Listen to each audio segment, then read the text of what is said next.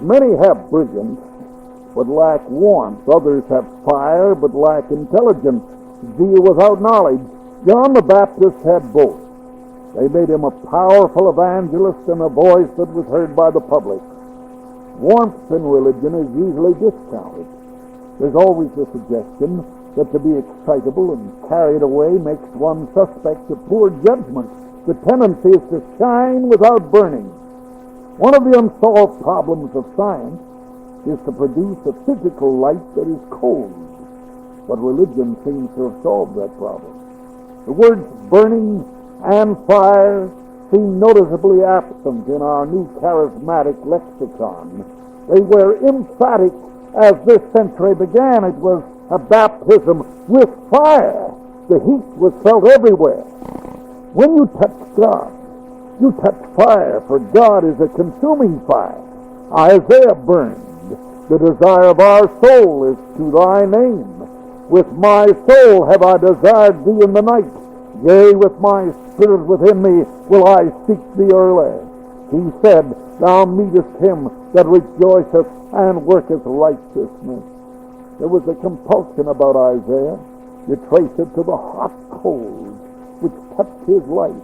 Then flew one of the seraphim unto me, having a live coal in his hand, which he had taken with the tongs from off the altar. And he laid it upon my mouth, and said, Lo, this hath touched thy lips. Without it, mister, we have no greater authority than the world. One thing is certain, people who walk with God, who draw near to him, are warm people. There's a blaze about them. These are people of faith. They burn because they believe. Billy Sunday had that fire. Folks said about the evangelist that he got so fired up that he tore off both his vest and his coat. 2 Iowa farmers talked about it. See here, Jones, one said, there never was any preaching done like that baseball man does it. I tell you, John, he's got more life in him than any 2-year-old colt ever saw. I could never have believed it if I hadn't seen it, that anyone could ever be so much in earnest.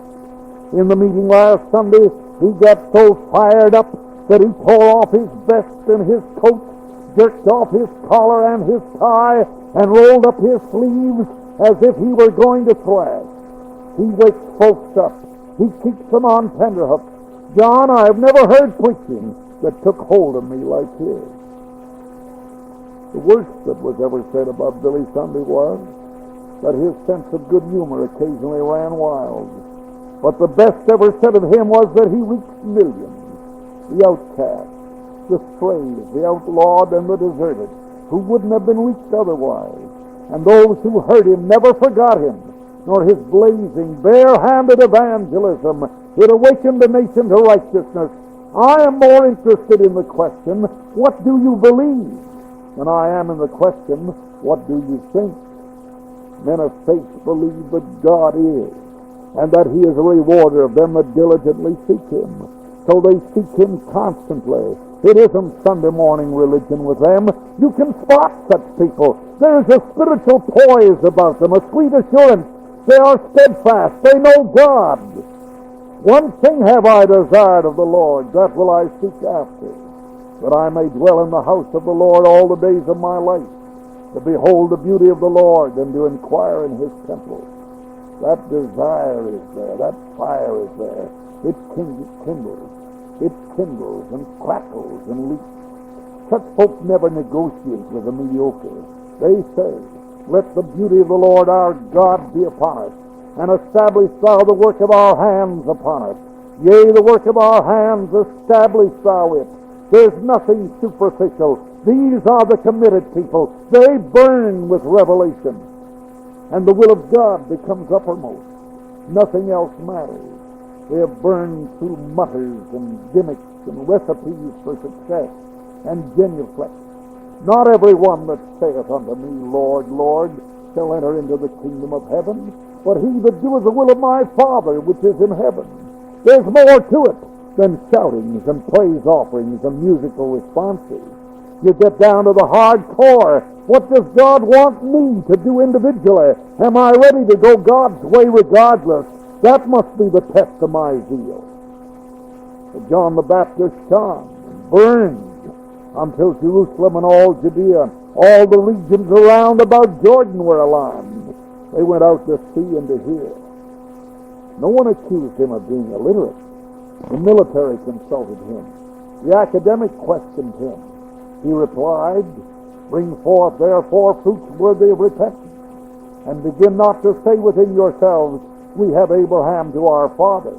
For I say unto you that God is able of these stones to raise up children unto Abraham." To the military he counseled, "Do violence to no man, neither accuse any falsely, and be content with your wages." And as the people were in expectation, and all men mused in their hearts of John, whether he were the Christ or not, that's quite a compliment. He burned into their hard, cold hearts until multitudes confessed their sins. King Herod and his adulterous wife were so scorched by the heat of John's message that Herod imprisoned him and later cut off his head to dampen the flame which licked out toward his sins.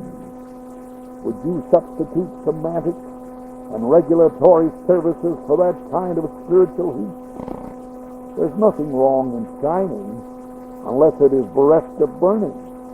Solomon said, "A man's wisdom maketh his face to shine," and I appreciate that. There's no merit in ignorance. There's no hope in the dull, stupid monotone of morbidity. Believers must show the way. It's incumbent that they accept leadership, but it must be a leadership of passion, a seriousness that creeps past the games that men play. The face of Moses shined. When Aaron and all the children of Israel saw Moses, behold, the skin of his face shone, to come nigh him. Until Moses had done speaking with them, he put a veil on his face. But when Moses went in before the Lord to speak with him, he took the veil off until he came out. In Corinthians we read, the children of Israel could not steadfastly behold the face of Moses for the glory of his countenance. Now that's the combination of shining and burning, which penetrates sin, disobedience, and make-believe. Stephen had it, and all that sat in the council, looking steadfastly on him, saw his face as it had been the face of an angel. Such faces reflect the light and the knowledge of another world, and I love to see it on our platforms and in our audiences. It takes more than brilliance, ladies. It takes fire. Stephen burned into the guilty souls of priests and rulers until their wrath knew no bounds, and they lynched him. They sent him to heaven in a shower of rocks. The heat of one man made the entire city uncomfortable. The apostles burned their way into idolatrous cities and into a pagan culture, reeking with unmentionable lust and unspeakable cruelties. They burned, and an age was transformed. It was too hot for hell to quench. And above all, it has determination. Brilliance for the mind and heat for the spirit is the combination. The hot-headed can be misled. The fervent in spirit will persist. Esther had it. It is utter devotion. It is a divine discontent with formality, ceremonialism, lukewarmness, indifference, sham, parade, spiritual death. It is God the Holy Ghost burning in and through a humble, holy, faithful man or woman until that person resolves one thing: if I perish, I perish. The same flame consumed Paul, but none of these things move me, neither count I my life dear unto myself, so that I might finish my course with joy, and the ministry which I have received of the Lord Jesus, to testify the gospel of the grace of God. Such religion is unstoppable.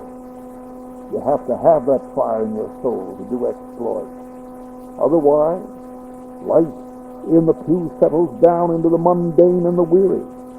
It burned in Jonathan in his armor bearer. Without man's assistance, they attacked the mocking Philistine army and routed them. It burned in David. He felt so hot for God that he attacked an adversary many times his size and experience, and beat Goliath into the ground and beheaded him. It burned in Daniel. He challenged censorship and faced capital punishment. His three friends in the State Department knew a fire within themselves hotter than any infernal Nebuchadnezzar could light in Babylon. Be it known unto thee, they said, O king, that we will not serve thy gods, nor worship the golden image which thou hast set up. Red-hot religion will drive all other religions right out of town. Peter was so hot for God that he told the city council, whether it be right in the sight of God to hearken unto you more than unto God, judge ye. For we cannot but speak the things which we have seen and heard. So when they had further threatened them, they let them go, finding nothing how they might punish them because of the people. For all men glorified God for that which was done. You couldn't whip it out of them. You couldn't jail it out of them. You couldn't threaten it out of them. You couldn't highbrow it out of them. Hell fears that kind of burning. I want to feel it in choirs and ushers, in prayers and preaching and giving. He was a burning and a shining light. What a combination. It started the Presbyterian. History hears John Knox cry out to God, give me Scotland or I die. It started the Methodists. History hears John Wesley say that about 8:45 he felt a strange warmth. It started the Lutherans. History hears Martin Luther say, here stand I can do no other, so help me God. He said, I will go to Worms, though there be as many devils in the city as there are tiles on the roofs of the houses. How can you blaze? Well, there's a price. It won't come by church suppers. $5 socials have never lit any fire. It won't come by frolic and church athletic leagues. Bowling and swimming parties have never started fires. It won't come by pandering to the ease and sloth of the flesh. Pretty services are flame-proof. It takes what Isaiah saw, the Lord sitting upon a throne, high and lifted up, and his train filled the temple, and the posts of the door moved at the voice of him that cried, and the house was filled with smoke. There's a quickening, a combustion. You get with God, Elijah did. You see the flimsiness of a world system, its pomp and trappings and bluff. It's all transient. Suddenly it's garbage. You counted refuge. You link with another world. Men of fire are self-sacrificing. They're self-denying. They do not entangle themselves with affairs of this life any more than does the good soldier who goes forth to war. They do not mix with the men of the world except to do them good and, if possible, win them to God. They guard the fire in their hearts as their sole protection upon earth and their passport toward heaven. Paul gave the measurements of a Christian, not slothful in business, fervent in spirit, serving the Lord. That means quick-witted and warm-hearted. That's a winning combination in any man's town. Paul bred that kind of following wherever he ministered. When he told us your earnest desire, your mourning, your fervent mind toward me, so that I rejoice the more. So what is your spiritual temperature? How hot are you?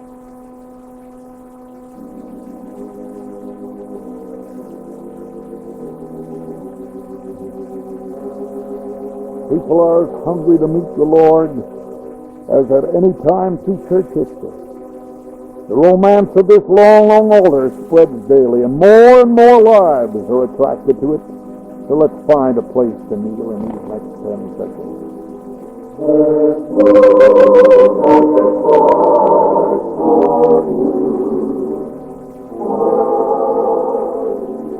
The tone of the meeting is so victorious that I come with strong faith to pray alongside Mrs. George Olson, 913 Rossman Avenue South, Detroit Lakes, Minnesota, who met Christ at the long, long altar. She says, God has done so much for me. I was placed in an ambulance and taken to the hospital with a broken knee. And God healed me right there. I was able to walk long before I was expected to do so. Mrs. Martha Salisbury is at another part of the long, long altar, Adrian, Michigan. She says, station WPOS releases you to this home. Jesus, the mighty surgeon, met me during your invitation, and a itching which covered my body stopped at once. It was a touch from another world. When you pray, believe, desire. Jesus said, that's what we are going to do.